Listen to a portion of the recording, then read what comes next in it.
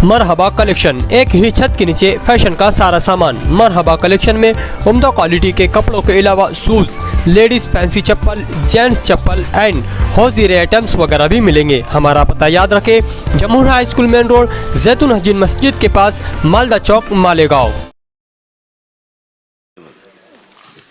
अध्यक्ष महोदय, मालेगांव प्राइवेट बिजली कंपनी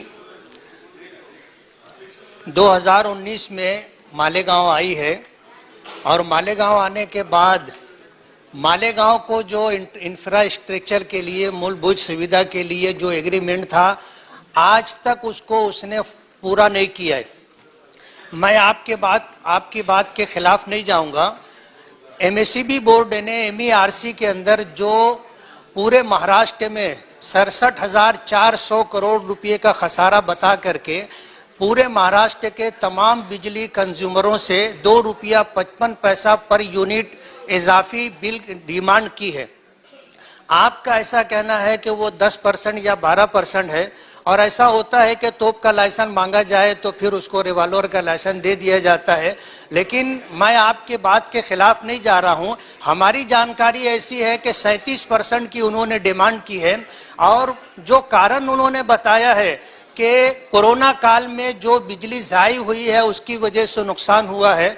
सर, मेरा आपसे ये कहना है कि कोरोना काल सिर्फ महाराष्ट्र के लिए नहीं था, पूरे देश के लिए बल्कि पूरे वर्ल्ड के लिए था।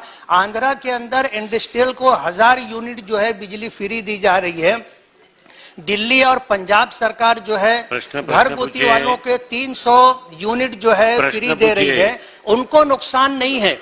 महाराष्ट्र सरकार, एमएसईबी बोर्ड अगर इस तरह अपना नुकसान बता रही है तो इसकी इंक्वायरी होनी चाहिए कि ये नुकसान कैसे है। दूसरा मेरा सवाल ये है कि ये जो 37% की इजाफी बिल की डिमांड की है, अगर ये बात सही हो तो मेरी आपके माध्यम से जो है मंत्री जी से ये डिमांड है कि इसे हटाया जाए और इसे खत्म किया जाए। ये जो नुकसान कोरोना काल में हुआ है, अगर ये इजाफी बिल लगाया जाएगा तो फिर और भी ज्यादा लोगों को नुकसान होगा। मेरी गुजारिश ये है कि इस तरह की इजाफी बिल को खत्म किया जाए। धन्यवाद।